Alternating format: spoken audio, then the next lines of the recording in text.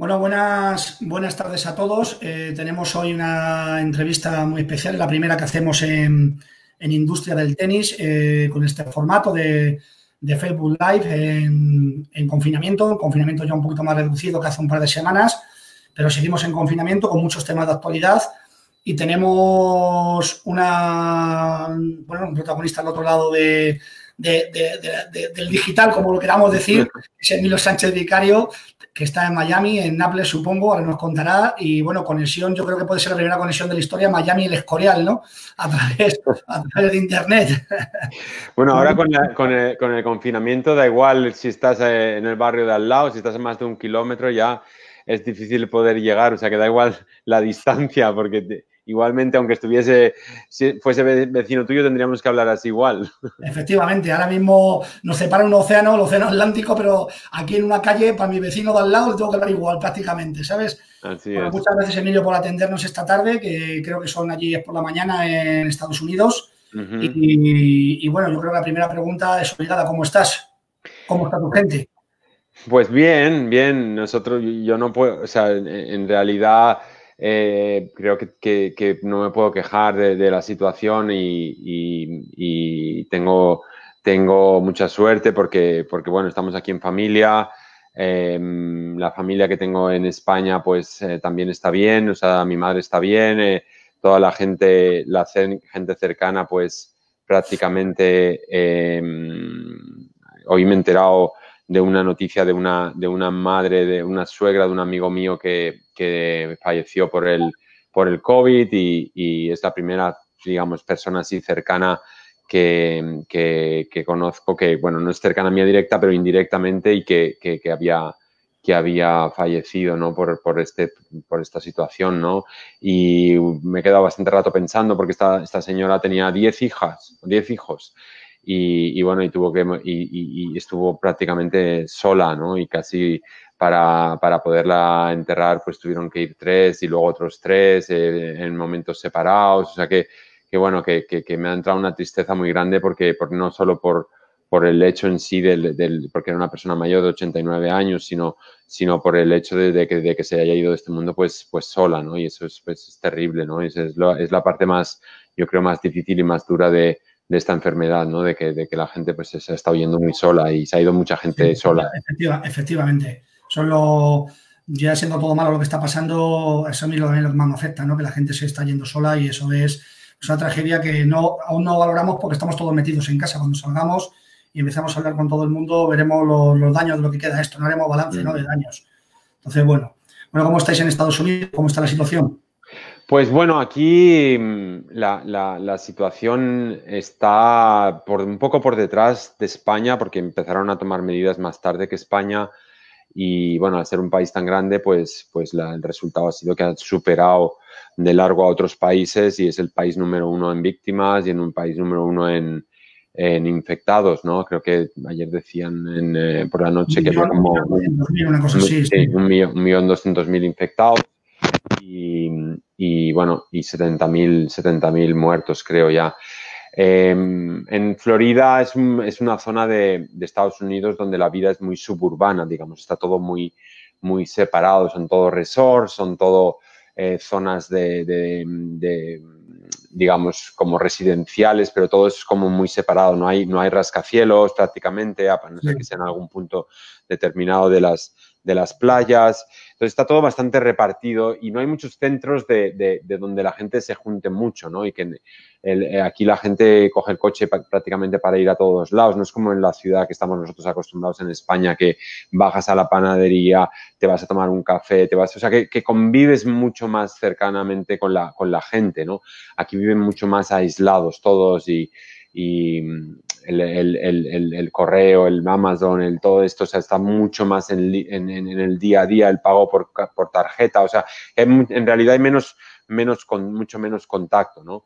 Y bueno, nosotros tenemos la suerte de que yo vivo aquí prácticamente dentro de la academia y tenemos un montón de pistas y puedo salir y caminar y podemos hacer un poco de ejercicio, o sea que dentro de lo que cabe pues somos muy, muy afortunados en ese sentido Todavía no nos permiten hacer prácticamente ningún tipo de actividad de público, por ejemplo, todo el tema de abonados, todo el tema médico, todo el tema de gimnasio, todos estos temas pues no los podemos todavía abrir porque, bueno, todavía el gobierno no ha hecho la reglamentación para poderlo abrir, pero están trabajando. Ayer pasaron un documento también como en España de las diferentes fases. Dependiendo de la fase, pues vas a poder abrir unas cosas u otras.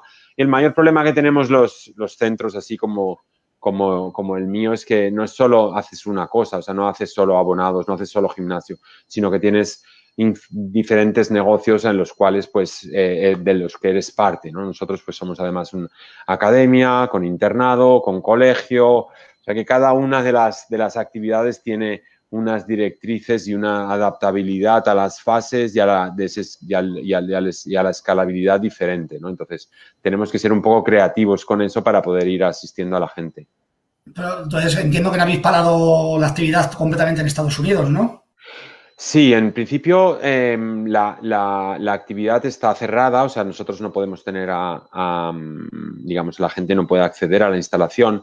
Lo único que nosotros, siendo una residencia de estudiantes, pues hubieron una serie de chicos que no pudieron viajar, entonces se tuvieron que quedar dentro de la academia. Entonces nosotros en primer momento convertimos, al igual que en Barcelona, la escuela a escuela online, las clases las seguimos manteniendo y siguen haciendo las clases online. Y al estar aquí viviendo dentro de la academia y siendo un sitio cerrado, pues hemos podido ir usando el gimnasio, hemos podido ir jugando de vez en cuando, o sea que no estamos totalmente cerrados. O sea, aquí en algunos clubs incluso dejan, en algunas pistas privadas y eso, dejan el poder hacer algo de actividad, dejan correr, dejan ir en bici, han abierto hace una semana, la gente puede ir a algunas playas. O sea que el lockdown que se ha hecho en España tan hermético, en el cual prácticamente no podías salir, solo a unas horas determinadas, solo correr, digamos, o caminar a 1 kilómetro de casa o luego 1 kilómetro, puedes correr un poco más lejos ahora, esta semana, aquí ha sido un poco más soft y más, o sea, más ligero. O sea, no ha sido, claro. Sí, los controles también en las carreteras no han existido como ha existido allí. Sí, probablemente en las grandes ciudades, las grandes urbes metropolitanas, sí que ha habido más control de policía, pero en los sitios así más abiertos, donde no hay prácticamente centro urbano, pues es mucho más difícil, porque entonces te tienes que ir hacia todas las poblaciones, ¿no? Sí, aquí, aunque en España nos hemos ido poniendo un poco como ejemplo Italia, que yo creo que aquí en España, cuando surgió el tema ya en Lombardía, fue cuando nos empezamos a preocupar de verdad, de decir, oye, esto va en serio. Pues un defecto de los españoles, ¿no? No vimos el toro hasta que lo teníamos encima, ¿no? Entonces, tú en China también has tenido la experiencia del coronavirus allí y del cierre de la academia. Un poco cómo ha sido esa experiencia y cómo ha sido, porque allí se ha ido abriendo ya, te he oído también de que habéis tenido que abrir, cerrar, una cuarentena. ¿Cómo ha sido y qué puede servir de ejemplo de lo que ha pasado en China para el desescalamiento aquí en España? A ver, en China nosotros recibimos la noticia que íbamos a cerrar prácticamente la semana del Año Nuevo chino y nos pidieron que cerrásemos.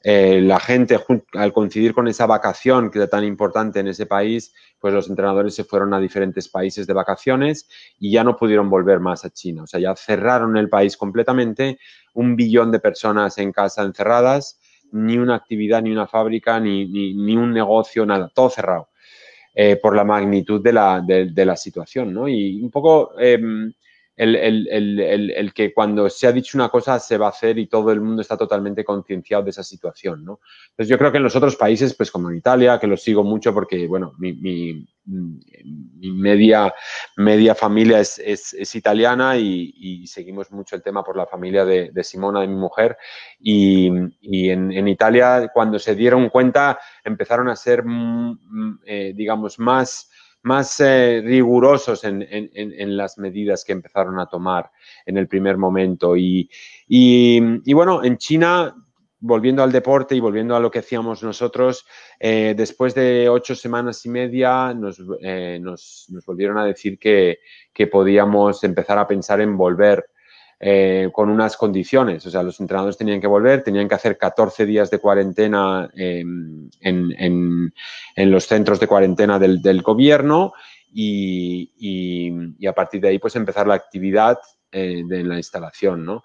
Los alumnos también tuvieron que hacer los 14 días de cuarentena para poder entrar, ¿no? Entonces, bueno, después de este primer mes y pico ya llevamos 2 meses nosotros entrados, o sea, ya casi llevan más de un mes entrenando. Ha ido viniendo jugadores, han ido viniendo entrenadores y han seguido haciendo cuarentenas. O sea que las cuarentenas es una cosa que no es que sea una cuarentena, sino que sería una catorcentena. O sea, yo le digo, no es el sentido medieval del término cuarentena, vamos. Eso. La cuarentena es porque normalmente cuarentena es cuando te aíslas, ¿no? Y por ejemplo, ayer en Corea del Sur, que prácticamente ya no tienen casos, están empezando a abrir a todas las personas que vuelan allí. El gobierno ha puesto unos centros para hacer las cuarentenas, que es como un hotel con la persona con su baño, y les obligan a estar allí en ese sitio hasta que han pasado los 14 días, les toman la fiebre, lo único que hacen, y les llevan la comida y ya está, ¿no? Entonces yo creo que por ahí va un poco el tema cuando te tienes que mover. También en China, las últimas semana y media, han empezado a dejar venir a gente que vive en la ciudad. Entonces eso es un avance muy importante porque eso significa que viene la gente, vienen solo para jugar a tenis. ¿Vale? No vienen para hacer el resto de actividades, porque si nos fijamos con las restricciones que están poniendo, pues lo que nos piden es que no estemos en gimnasios, que no estemos en duchas, que no estemos en zonas donde la relación puede ser más cercana y donde a lo mejor pues el virus pues puede vivir más tiempo, y tratan de minimizar los riesgos para que te puedas llegar a contagiar, pero están dejando venir a chicos a lo que sería la escuela local para que solo jueguen a tenis y manteniendo las distancias, digamos, mientras juegan de un lado a otro estás a 20 metros y aunque jueguen juntos están a más de 2 o 3 metros para jugar aunque fuese un doble, ¿no? Lo que tienen que tener cuidado es en los cambios de lado, cuando van a beber agua, cuando el rato que no juegan o en el rato que recogen las pelotas, que es cuando se pueden romper esas distancias. Pero yo creo que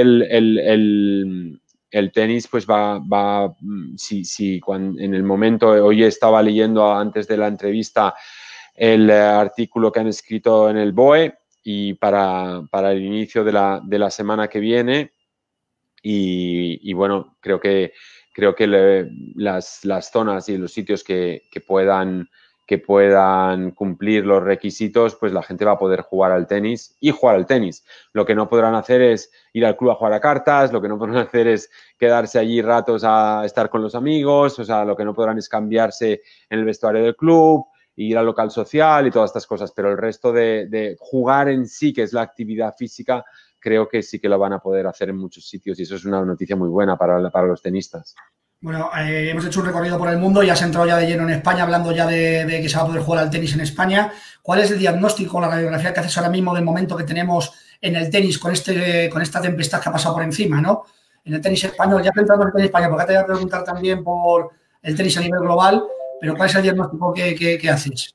Bueno, yo qué sé, el diagnóstico, yo creo que no hay diagnóstico porque no ha habido tenis. Entonces, el tomar, digamos, el buscar hacer un diagnóstico. La situación que se ha quedado ahora mismo en la empresa deportiva, por decirlo de alguna manera, ¿no?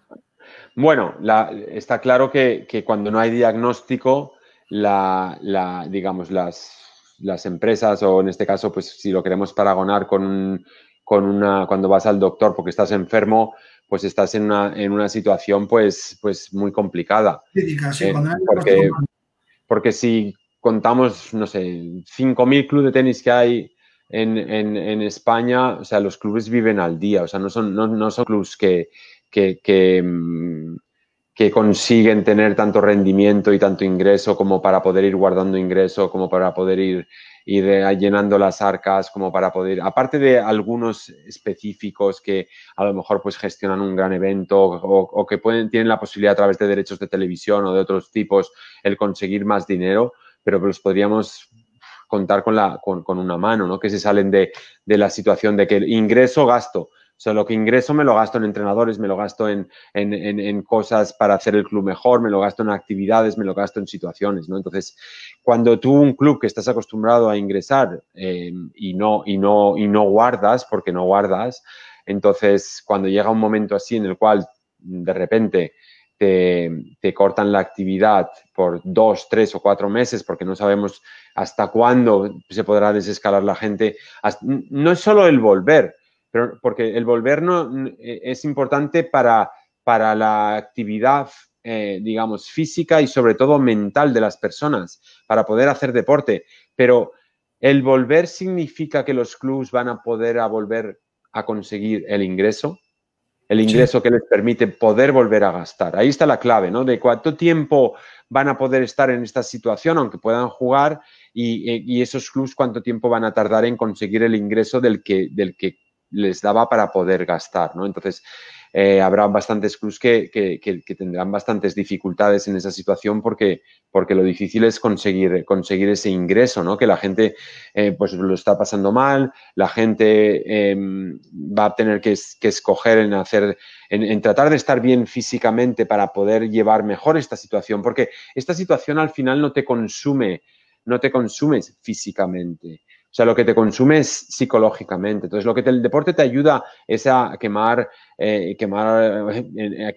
físicamente, a poner las hormonas en funcionamiento para poder pensar mejor, para poder tener una mejor actitud y una mejor manera de afrontar las situaciones difíciles. En eso te ayuda a hacer deporte, pero te destruye mentalmente. Entonces, el problema no es si vas a poder volver o no, es en qué estado va a poder volver la gente mentalmente para poder dar su mejor versión, para poder rendir, para poder volver a generar ingreso, porque el problema no está en volver o no, el problema está en la moral de las personas, que esta enfermedad y este confinamiento lo que ha hecho es mermar la capacidad de respuesta de las personas. Entonces, por ese lado, los tenistas yo creo que tenemos esa mentalidad de perder y de salir de situaciones complejas. Entonces, considero que muchos de los profesionales del tenis se van a poner el mono de trabajo y dentro de lo que cabe, esos profesionales que sí que van a poder dar clase 1 a 1, esos profesionales que a lo mejor en vez de dar grupos de clase van a tener que cambiar la estructura de su escuela, que van a tener que hacer unos cambios, se van a poner el de esto para salir de esta situación de la forma que puedan, a lo mejor pues cambiando formatos, a lo mejor cambiando precios, a lo mejor cambiando programas, pero tenemos la capacidad para ser resilientes en esa situación y tenemos la capacidad para salir de ese estado adverso que te deja noqueado, que te mete en la cama y no te hace salir de la cama. Sí, la cama se vuelve casi como un lugar que te absorbe y se vuelve como una arena movediza, que es imposible salir. Entonces, yo creo que el hacer deporte nos va a ayudar a poder salir de ese estado de shock negativo que nos va hundiendo y que no nos hace ver luz. O sea, nosotros necesitamos ver luz, ¿no? Entonces, cuando veamos luz a través del deporte, entonces podremos empezar ahora a luchar para poder salir adelante. Y ese espíritu de lucha que nosotros queremos buscar y que vemos mucha gente diciendo cosas y reivindicando cosas, pues esa reivindicación, o sea, si estamos bien psicológicamente, estaremos bien físicamente y estaremos bien para poder luchar para poder salvar al máximo número de empresas, de clubs, de gente que se dedica a esto, ¿no? Porque vamos a necesitar igualmente apoyos, vamos a necesitar ayudas a nivel de situaciones para poder mejorar las cuentas de explotación, para poder conseguir ingreso y cuando tengas el ingreso poder ayudar. Entonces yo creo que lo importante es primero crear el Estado para poder el poder solicitar, el poder pedir las situaciones. Y en este caso creo que se puede unir todo el mundo, ¿no? Y se han creado varios movimientos importantes. Eso te iba a preguntar ahora, ¿no? Que aparte de este espíritu de resiliencia, ¿no? Moral y físico, ¿qué puede hacer la administración ahora mismo por el tenis en España? Te he visto muy reivindicativo con el tema de la reducción del IVA, que es una reivindicación histórica del sector. Por ejemplo, a Coqui y Martí, que supongo que están escuchándonos, le llevo escuchando años y años y años en todos los eventos públicos, cuando siempre tiene un micrófono delante, reivindicar la bajada del IVA del 21 al 4%, y esta mañana hablando con gente de clubes base, de clubes incluso aquí de San Lorenzo del Escorial, clubes de chavales, me hablaban de la necesidad, de la importancia de esa reducción del IVA como una de las medidas que la Administración tiene que tomar para ayudar a los clubes y a las empresas deportivas a salir adelante en esta situación, ¿no? Sí, Coqui siempre ha sido mentor en muchas situaciones en mi vida y en mi relación con él, porque somos partners y socios en Ciudad de la Raqueta y bueno, siempre ha sido pues una persona que ha empujado mucho por según qué situaciones, y cuando no me he quejado yo, pues ha sido él que se ha quejado y viceversa, ¿no? Y bueno, y él siempre tiene este punto que cuando tiene alguna preocupación grande, pues también empuja, ¿no? Empuja y me llama y empuja más, y todos sabemos que tenemos que ahora en estos momentos empujar y bueno, el otro día precisamente cuando yo empecé a lanzar ese tuit en el cual pedía pues esa ayuda del pensar en cambiar el IVA, y puse otras posibles medidas a lo mejor que también se podrían luchar. Se ha creado como este movimiento, ¿no? Yo creo que este movimiento es fundamental, no solo porque lo reivindicamos a los que nos ha afectado muchísimo cuando se ha cambiado ese IVA, ¿no? Nosotros nos pasaron el IVA de un día para otro del 8 al 21%, sin avisar, sin decir, de un día para otro, ¿no? Entonces, para los que tratamos de hacer de la industria del tenis que funcione, y tratamos de hacer empresas que sean exitosas y que puedan devolver al deporte y que puedan hacer cosas para la sociedad y para el propio deporte, o sea, cuando te cambian ese impuesto de un día para otro, en el cual, pues sí, bueno, el IVA es un impuesto que te puedes desgravar, pero claro, cuando tú tratas de hacer un negocio, o sea, por mucho que gastes, siempre tienes que cobrar ese IVA encima del precio normal, ¿no? Entonces, para los negocios, pues supone un problema. A lo mejor para los clubs sin ánimo de lucro, fundaciones, los que son, hay este modelo de clubs sin ánimo de lucro que hay muchos en España, el IVA pues no les afecta tanto, pero sí les afecta igualmente para todas las situaciones en las cuales tienen que hacer un servicio profesional o contratar a gente dentro de lo que es un club sin ánimo de lucro que no tiene IVA. El que le contratan para hacer el negocio de la escuela de tenis sí tiene IVA. Entonces, la mayor parte de esos clubs sin ánimo de lucro que no tienen que pagar el IVA, sí que lo tiene que pagar su escuela. Entonces, al final, el que produce, digamos, el que mueve, el que crea la industria, que es la escuela, o el profesional que hace esa escuela, que es el que sería el que está haciendo crecer a esos niños para tener esas aptitudes que les da el tenis, no para que solo consigan ser Nadales o Ferreros, sino para que a través del deporte sean mejores personas y que mejore la sociedad, porque es lo que consigue al final el deporte. Entonces, si en educación no hay IVA, si en cultura no hay IVA, ¿por qué en deporte, que colabora para que el crecimiento de los niños y de las personas, o sea, en esa partida de la educación, o sea, también tiene que tener IVA? Entonces, en estos momentos, yo digo, o sea, nosotros siempre lo hemos reivindicado desde que lo pusieron. Y Coqui lo ha hecho y lo han hecho mucha gente. Ahora lo importante es que se han juntado también las federaciones. Y las federaciones, al final, ¿quién son? Son los representantes de los clubs. O sea, las federaciones son los clubs. ¿Por qué? Porque saben que para los clubs ese cambio, esa medida es clave. Es fundamental para que les ayuden en este momento a poder subsistir con esos ingresos que van a tener que recibir. Y en parte, si ellos bajan esos ingresos, al final, o sea, si bajan ese IVA, el club no lo recibe ese IVA. O sea, el que lo va a recibir esa ventaja no es el club, no es el empresario. No, el que se beneficia es el cliente, es el usuario, que es el que le van a bajar el precio. Porque si yo te cobro a ti 10 euros por una clase, pero tengo que pagar el IVA, el 21% son 12. En cambio, si no hay que pagar el IVA, el precio son 10.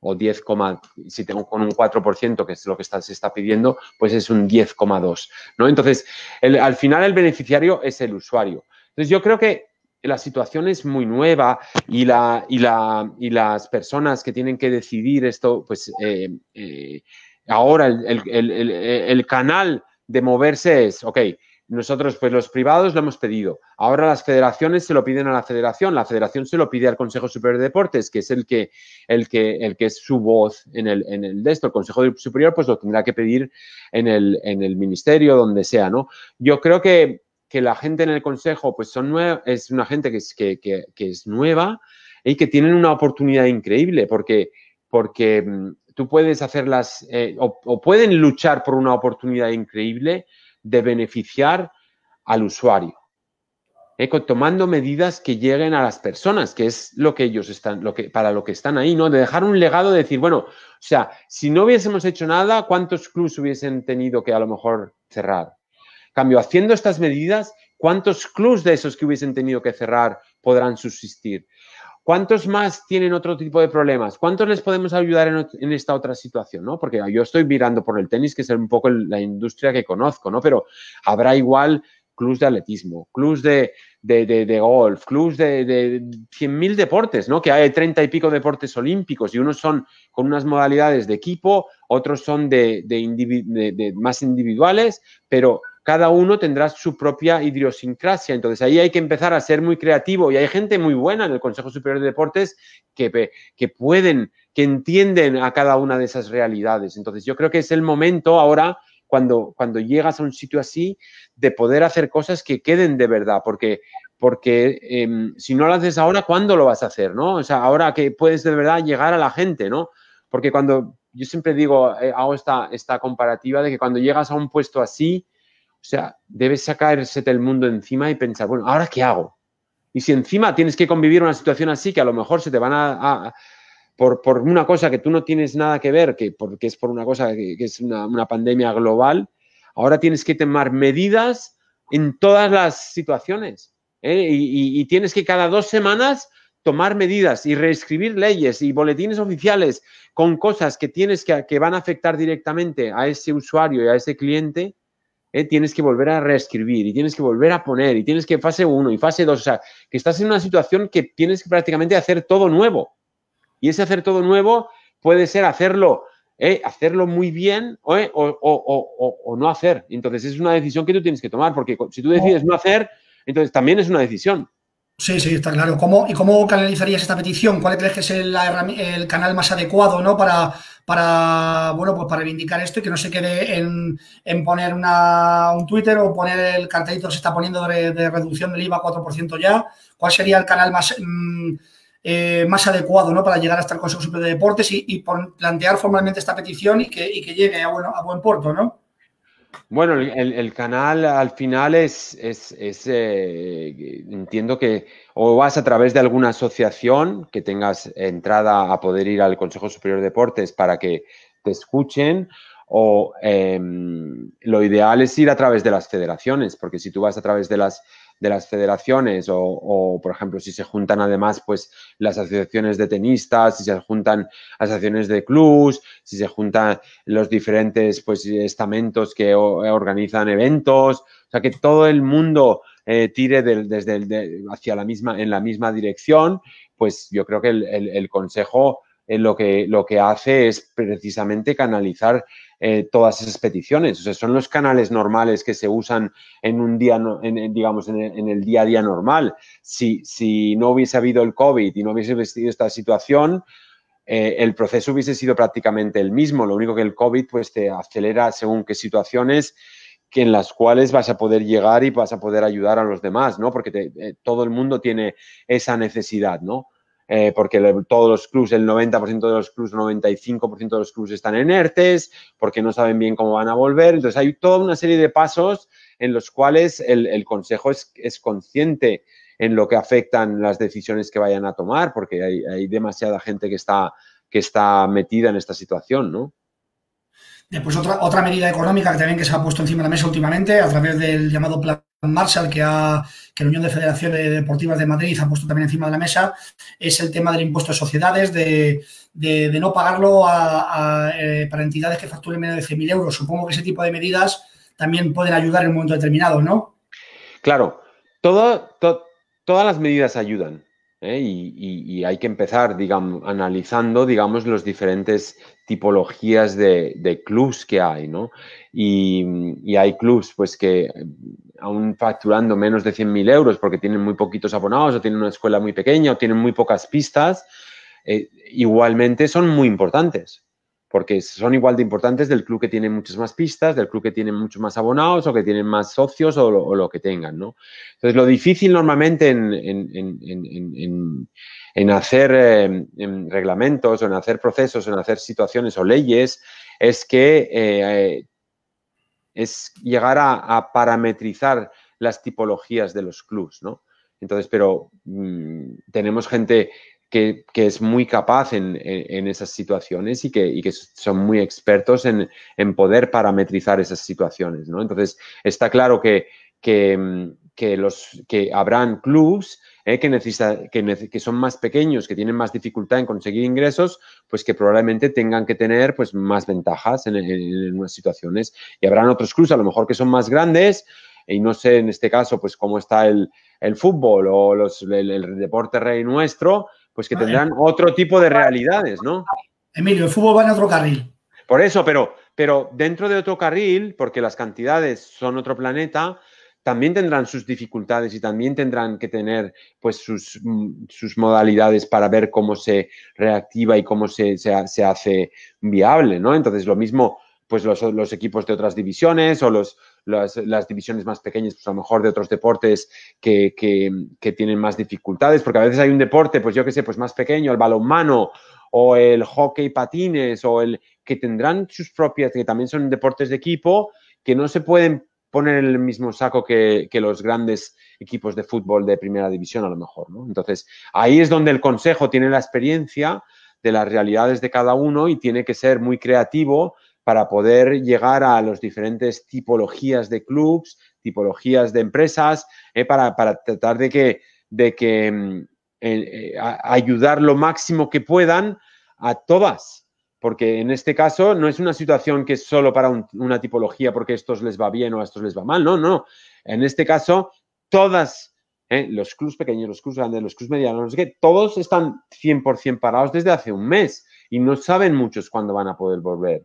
Entonces, no se trata de aquí de hacer clases o divisiones, sino que al final están todos afectados. Entonces, tendrán que tratar de en este caso, hilar muy fino y tratar de buscar medidas para que ayuden a todos los niveles, digamos, de escalas de la pirámide. Sí, hay una cosa que me preocupa, ¿no? Y vamos enfilando un poco la recta final de la entrevista. ¿Cómo se traslada la realidad del BOE a la realidad de las pistas, ¿no? Cómo el lunes cuando vaya el dueño del club, el dueño de la escuela pequeña a abrir la puerta, de tu experiencia, cómo se tiene que hacer, ¿no? Porque trasladar jabones, separaciones, los clubes españoles no están preparados. No sé, tu academia es más grande, es una academia de competición, hay 4 o 5 academias potentes en España, pero la realidad del tenis español, eso es otro escalón, es de una gran masa de clubes pequeños. ¿Cómo trasladan el BOE a su día a día? Bueno, en principio es teniendo muy claras las medidas. O sea, yo una de las cosas que me he vuelto más pesado con mis equipos es, lo primero va la medida.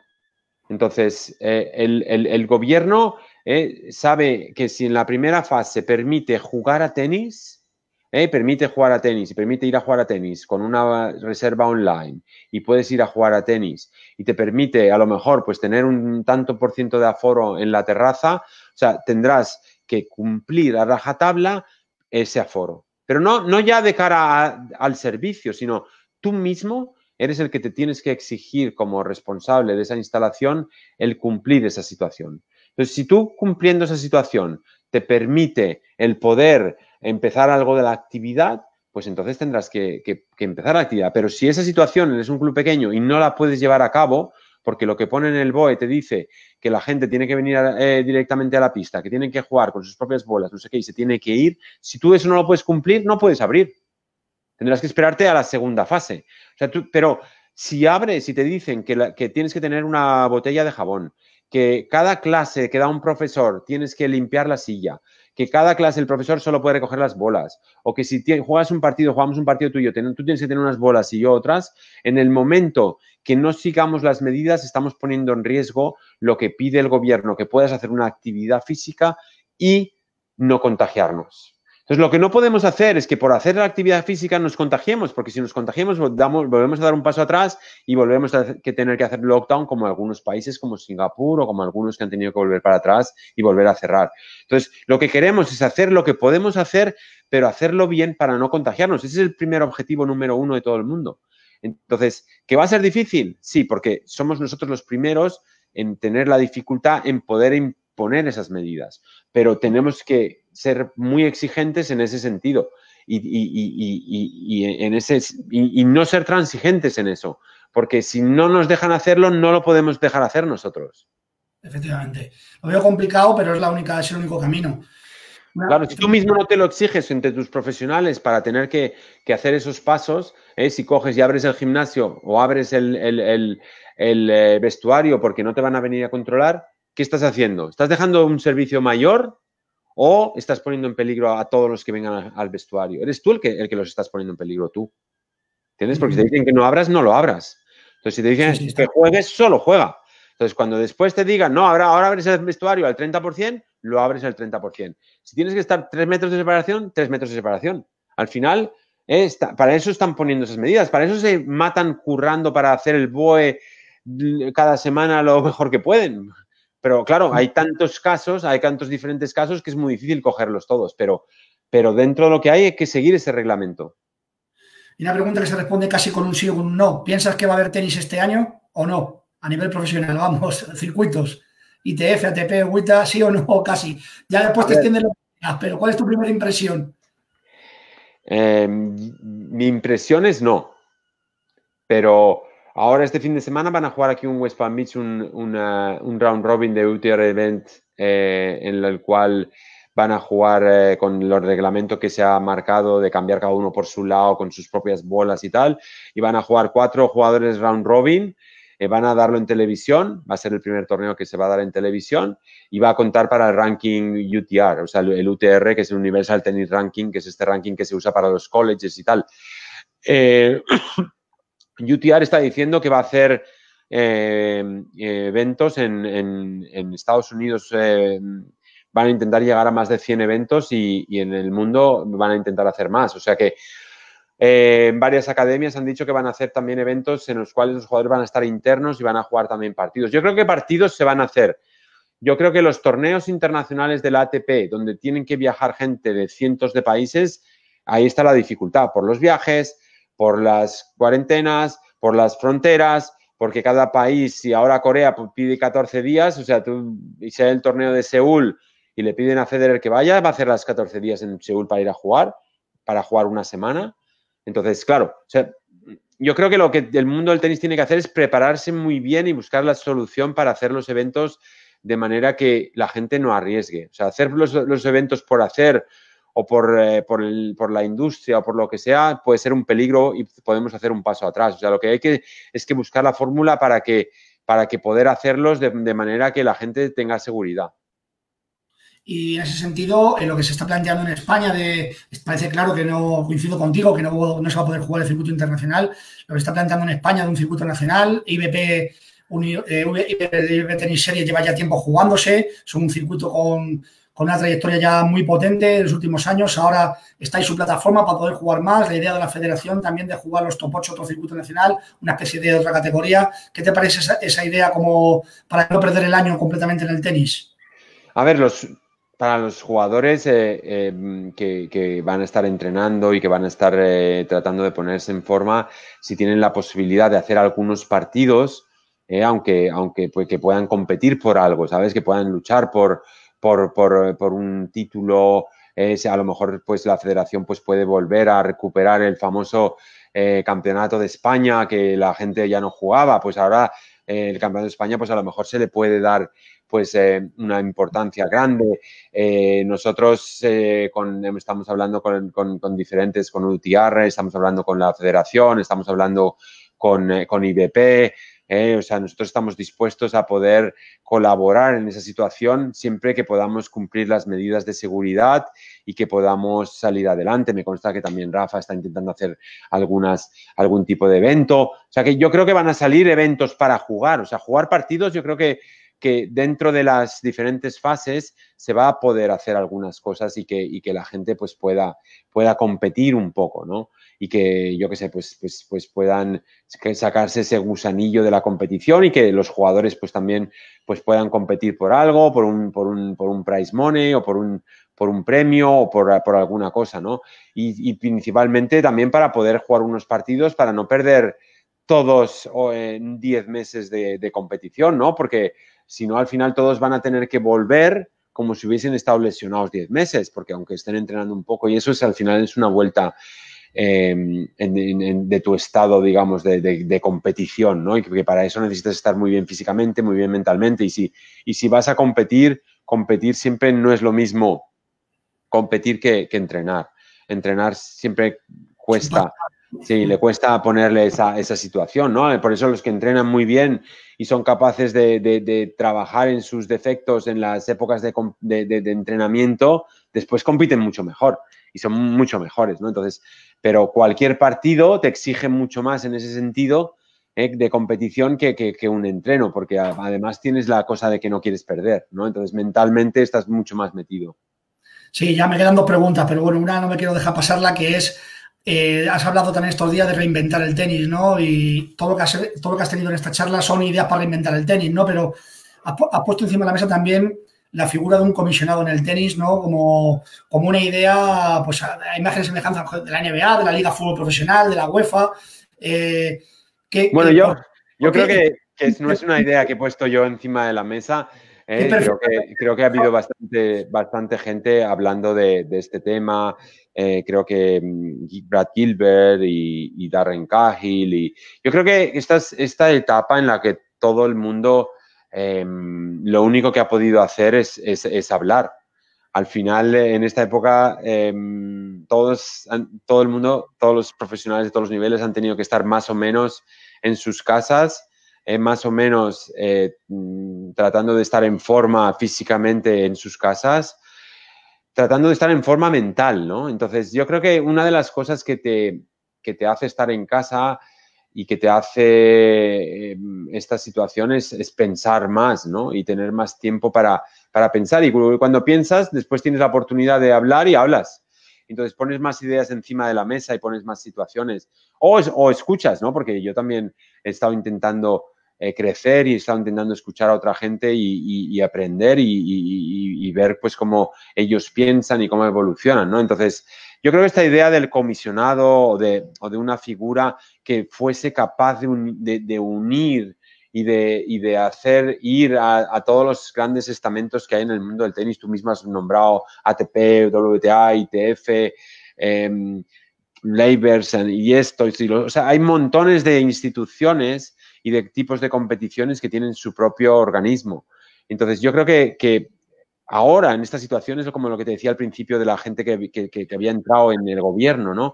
Tienen un momento nuevo, o sea, es un momento que pueden empezar a hacer cosas para que queden, ¿no? Entonces, en el mundo del tenis se sabe que es un mundo que tiene que reinventarse y que tiene que evolucionar para poder crecer y para poder evolucionar, para poder sostener a la gente de más abajo, para poder ser más justo, Entonces, no hay gente nueva, pero los que están adentro en esta etapa podrían pensar en unificarse, ¿no? Y ha habido gente muy importante como Federer, como Billie King, que han estado haciendo comentarios también de por qué no. Andy Murray, que siempre ha tenido coach femenino, incluso decía, no, porque gente decía, no, el ATP tiene que comprar a la WTA porque la ATP genera más, ¿no? Pero Murray decía, no, tienen que juntarse, tienen que unirse, tienen que ser lo mismo, ¿no? Entonces, yo creo que juntándose y sumando fuerzas no se suma, yo creo que se multiplica, ¿no? Es como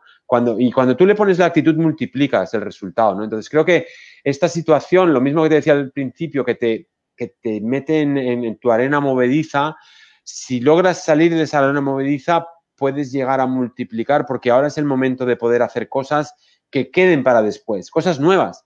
Porque todo lo de antes probablemente en muchos negocios y en muchas industrias no va a valer.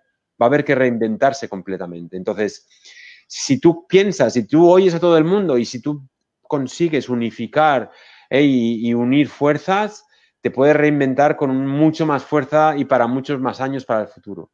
Por lo que veo, mira lo que dices, una primera medida debe salir de esta crisis es la unión del ATP y de la agüita, ¿no?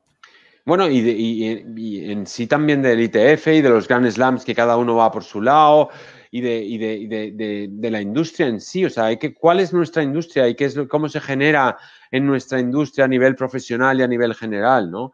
Entonces, y si se entran también, pues, la ITF con todas las federaciones y se logra mejorar el calendario y logra producir mucho más recursos y se pudiese llegar a ser todavía mucho más eficiente y mucho mejor, pues seguro que se podrán repartir mejor todos los recursos para poder ayudar a más gente.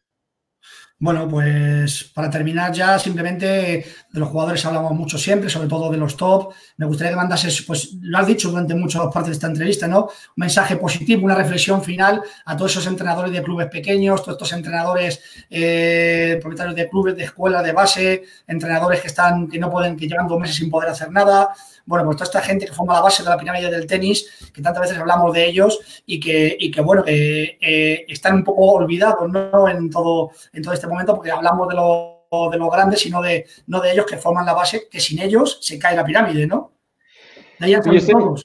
Yo siempre, cuando hago los cursos de entrenadores para tratar de que tengan más conocimientos para poder ser mejores y para poder crecer, me doy cuenta de lo que son, ¿no? Lo que es un entrenador de club y lo que significa un entrenador de club, ¿no? Entonces, a mí el estar cerca de todos esos entrenadores me ha dado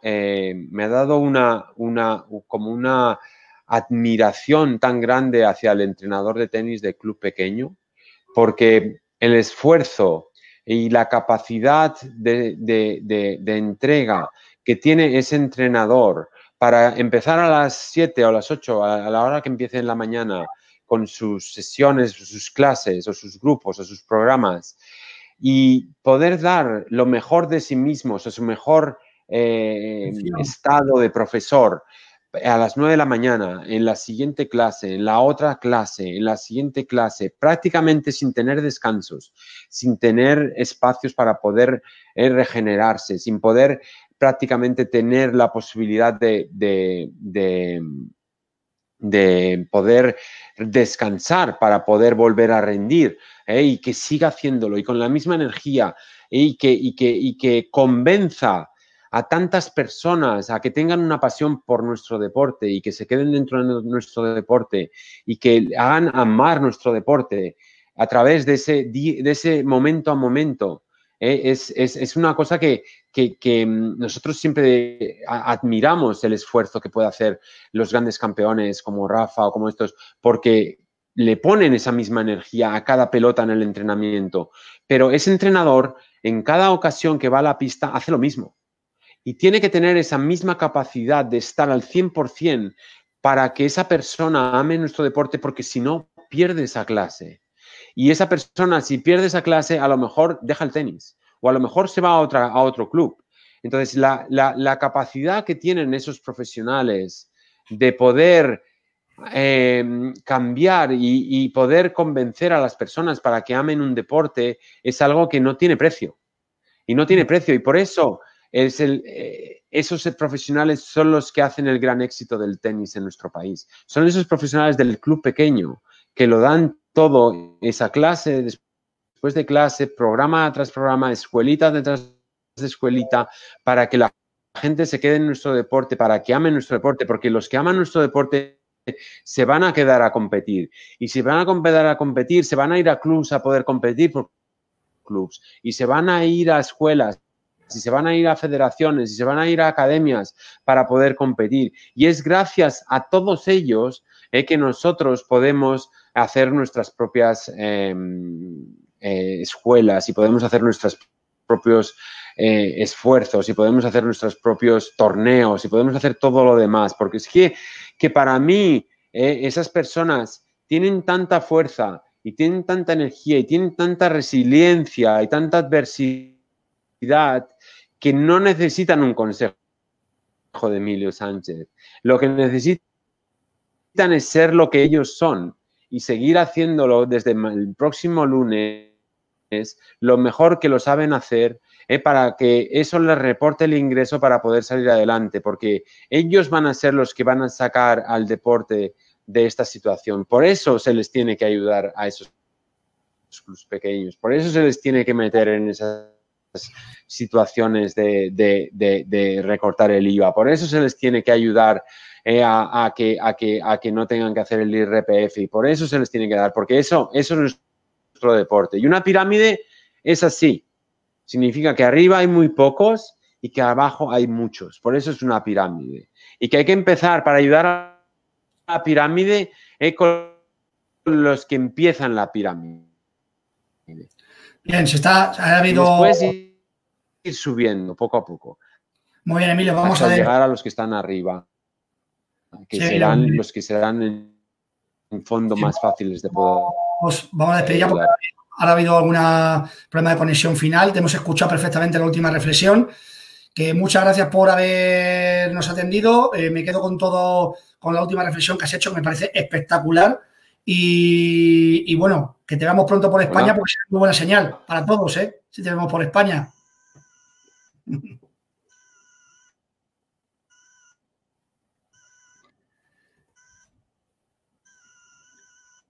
Bueno, despedimos ya porque ahora se ha quedado...